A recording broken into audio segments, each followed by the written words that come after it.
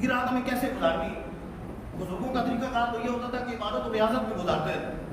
آج کچھ لوگ اللہ کی عبادت سے بھی منع کرنے میں لگ جاتے ہیں.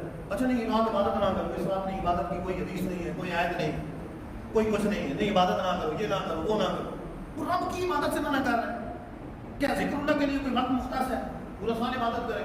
اور یہ خاص وہ رات ہے جس کو رب لیلہ مبارکہ فرما رہا, برکت والی رات فرما رہا. عمر بن عبدالعزیز رضی اللہ تعالیٰ اس رات میں 15 شعبان المعظم کو عبادت کر رہے ہیں. تفسیر البیان میں موجود ہے کہ اچانک ایک سبز رنگ کا رکا ان پر گرتا, اس پہ لکھا ہے هذه براءۃ من النار من الملک العزیز لعبده عمر بن عبدالعزیز, کہ یہ جہنم سے چھٹکارے کا پروانہ ہے رب کی طرف سے عمر بن عبدالعزیز کے لیے.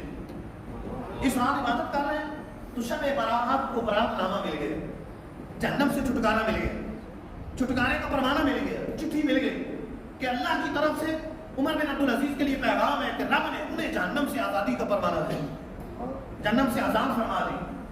کاش ہمیں بھی اس طرح کی کوئی نبی خوشخبری مل جائے. لیکن عبادت کی طرف دیکھنی چاہیے, آخرت میں اس کا اجر ملے گا, اس کی برکتیں ملیں گی, اور دنیا میں بھی اس کی برکتیں ملتی ہیں. ایک حدیث پاک میں بڑے پیارے انداز سے اس رات کو گزارنے کا اور اگلے دن کو گزارنے کا طریقہ ارشاد فرمایا. صحیح ستہ میں سے ابن ماجہ کے اندر یہ حدیث پاک, دیگر کتب حدیث کے اندر بھی موجود ہے. ہم دیکھیں اس رات میں کیا فرمایا کہ رات میں کیسے عبادت کرنی ہے, رات کیسے گزارنی ہے. حضرت علی رضی اللہ تعالیٰ عنہ راوی, سرکار دو عالم صلی اللہ علیہ وسلم نے فرمایا اذا کانت لیلۃ نصف شعبان, جب 15 شعبان کی رات آئے, نصف شعبان 15 شعبان کی رات آئے جو رات کو آنے والی, حضور فرما رہے ہیں فقوموا لیلھا وصوموا نہارھا, تم اس کی رات کو قیام کرو اور دن میں روزہ رکھو.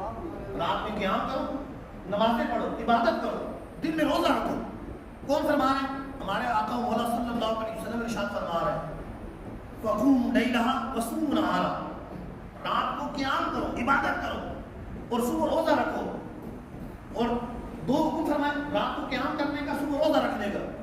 اور تیسرا آگے فرما رہے ہیں اتنی بابرکت رات ہے فإن اللہ ينزل فیہا لغروب الشمس الی السماء الدنیا, کہ اللہ عز و جل 15 شعبان کی جب رات آتی, غروب شمس ہوتا اور 15 شعبان کی رات شروع ہوتی, تو اللہ عز و جل آسمان دنیا پر اپنی شان کے لائق خاص تجلی فرماتا, اپنی شان کے لائق خاص تجلی فرماتا ہے غروب شمس کے وقت. اور کیا فرماتا ہے الا من مستغفر فاغفر له, ہے کوئی مغفرت کا طلب کرنے والا میں اس کی مغفرت کروں. الا مسترزق فارزقه, ہے کوئی رزق کا طلب کرنے والا, ہے کوئی رزق کا مانگنے والا کہ میں اسے رزق عطا کروں. الا مبتلا فعافیہ, ہے کوئی مصیبت زدہ, ہے کوئی عافیت کا طالب, میں اسے عافیت عطا کروں, اسے صحت عطا کروں, اسے عافیت عطا کروں. الا کذا الا کذا, پوری رات رب تعالیٰ کی طرف سے یہ ارشادات ہوتے رہتے ہیں. ہے کوئی مانگنے والا, ہے کوئی رزق کا طالب, ہے کوئی بخشش کا طالب, ہے کوئی عافیت کا طالب, حتی یطلع الفجر, یہاں تک کہ طلوع فجر ہو جاتی, پوری رات یہ ارشاد ہو. تو تیسرا یہ بتایا کہ یہ مانگنے کی رات, یہ طلب کرنے کی رات, یہ مغفرت مانگنے کی رات ہے, یہ رزق مانگنے کی رات ہے, یہ عافیت طلب کرنے کی رات ہے, یہ شفا مانگنے کی رات ہے, بیماری سے عافیت طلب کرنے کی رات. کون فرما رہے ہیں؟ سرکار دو عالم صلی اللہ علیہ وسلم فرما رہے ہیں. صحیح سنن میں ابن ماجہ کی حدیث بعد پوری رات گزارنے کا طریقہ بتایا کہ عبادت بھی کرنی ہے, دعائیں بھی مانگنی, کہ دعا خود عبادت, الدعاء مخ العبادہ, دعا عبادت کا مقصد ہے, دعا مانگنے کا فرمایا. اور خاص کر بتایا یہ رہو پورا سال رزق کے لیے ادھر ادھر خوار ہوتے رہو, یہ رزق بٹنے کی رات ہے. ہے کوئی رزق مانگنے والا, ہے کوئی مانگنے والا, ہے کوئی سوال کرنے والا, مغفرت کی دعا کرو, ہے کوئی بخشش کا طالب, مغفرت کی دعا کرنے والا. تو تیسرا فرمایا ہے کوئی مصیبت زدہ, ہے کوئی بیمار, ہے کوئی پریشانیوں میں گھرا ہوا, ہے کوئی مانگنے والا, مجھ سے عافیت مانگے, میں اسے عافیت بتا دوں گا. دیکھیں ایک ایسا آدمی ہو کہ جس کے پاس ہمارے مسئلے کا حل ہو. مثال کے طور پہ کسی کے پاس مال و دولت ہے اور ہمیں مال کی عادت, اور ہو بھی ایسا کہ سچا ہو, وہ خود بلائیں کہ آؤ میں تمہیں دوں گا, تم مجھ سے مانگو میں تمہیں دوں گا, تو پھر کچھ شک رہ جاتا ہے کہ میں اس کے پاس جاؤں گا وہ دے گا ہی نہیں. رب تعالیٰ ہر چیز پر قادر, ہر چاہے پر قادر. رب تعالیٰ جس سے جو چاہے عطا فرما دے, جس سے جتنا چاہے رزق عطا فرما دے, جس کی چاہے بخشش فرما دے. رب تعالیٰ جس کو چاہے جو چاہے عطا فرما دے. وہ مالک و مختار ہے، وہ قادر ہے، اور اس سے بڑھ کر کون سچا ہے، اس سے بڑھ کر کون عطا کرنے والا ہے، اس سے بڑھ کر کون دینے والا ہے. وہ خود بلا رہا 15 شعبان کی رات، اور سب لوگوں میں بڑھ کر سچے نبی مکرم صلی اللہ علیہ وسلم ہمیں خبر دے رہے ہیں کہ یہ وہ رات ہے کہ رب تعالیٰ اس رات کو فرماتا ہے کوئی بخشش کا طالب آئے میں اس کی بخشش کر دوں، ہے کوئی رزق کا طالب آئے اسے رزق عطا کروں، ہے کوئی مصیبت زدہ ہے کوئی عافیت کا طالب آئے اسے عافیت عطا کروں. تو ہم پھر بھی معلوم رہے پوری رات رب تعالیٰ یہ فرماتا رہے، یہ ارشاد ہوتا رہے ہے کوئی مغفرت کا طالب اسے مغفرت کی جائے، ہے کوئی رزق کا طالب اسے رزق دیا جائے، ہے کوئی عافیت کا طالب اسے عافیت دی جائے. اور ہم غفلت میں پڑے رہے، ہم سوتے رہے، ہم ساری رات غفلت میں گزار دیں، کوئی عبادت نہ کرے، بلکہ عشاء کی نماز ہی نہ پڑھے معاذ اللہ، بلکہ گناہوں میں پڑے رہے. آج کل تو عجیب ایک صورتحال ہے، بڑی رات آتی ہے، ببرکت رات آتی ہے، ادھر منع کرنے والے کم ہیں، نمازوں سے منع کرنے والے زیادہ مل جاتے ہیں، نمازوں سے منع کرنے والے زیادہ ملتے ہیں، پٹاخوں سے منع کرنے والے لوگ کم ملتے ہیں. یاد رہے کہ اس طرح آتش بازی 15 شعبان المعظم کی جاتی ہے، یہ جائز نہیں، گناہ ہے، ناجائز ہے. عقلاً حماقت ہے کہ اپنا مال ضائع کر رہے ہیں، فضول میں ضائع کر رہے ہیں، دوسروں کو الزام اٹھا رہے ہیں، کوئی بیمار ہوگا، کوئی نماز پڑھ رہا ہوگا، ان کو تکلیف پہنچے گی. عقلاً حماقت ہے، قانوناً جرم ہے، اپنی جان کو خطرے میں ڈالنا ہے. ذرا کوئی اس طرح کا مسئلہ ہو گیا تو بسا ہوگا کہ آگ بھڑک جاتی ہے اور گھر کے گھر جل جاتے ہیں، کئی لوگ ہلاک ہو جاتے ہیں.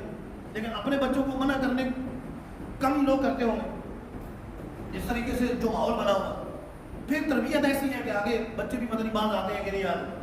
لیکن بہرحال سمجھانا چاہیے، ذہن بنانا چاہیے کہ یہ رب کی نافرمانی، رب کی نافرمانی، اور یہ رات کو رب کی فرما پر، ویسے تو پورا سال رب کی فرما برداری کرنی، ہر لمحہ رب کی فرما برداری کرنی، لیکن اس رات جو بڑی رات ہے، جو بابرکت رات ہے، جس رات میں خصوصی طور پر سرور دو عالم صلی اللہ علیہ وسلم عبادت کا فرما رہے ہیں، وہ رات کہ جس رات میں اللہ عز و جل کی طرف سے یہ کریمانہ خطاب ہوتا ہے کوئی مانگنے والا، ہے کوئی طلب کرنے والا، ہے کوئی بخشش مانگنے والا، ہے کوئی رزق کا طالب، ہے کوئی رزق طلب کرنے والا اسے رزق دیا جائے، ہے کوئی عافیت کا طالب اسے عافیت دی جائے، یہ کریمانہ خطاب ہوتا ہے. لیکن اس کے باوجود لوگ پھر غفلت میں پڑے رہے، موٹر سائیکل کے وہ آوازیں نکالتے رہے اور ون ویلنگ کرتے رہے، اپنی جان بھی خطرے میں ڈالے، دیگر لوگوں کو بھی خطرے میں ڈالے، پھر پچھلوں کے لیے، خاندان والوں کے لیے، گھر والوں کے لیے، والدین کے لیے مصیبت کا باعث بنے. ذرا ایکسیڈنٹ ہو جائے گا تو پورے خاندان کے لیے مسئلہ بنے گا.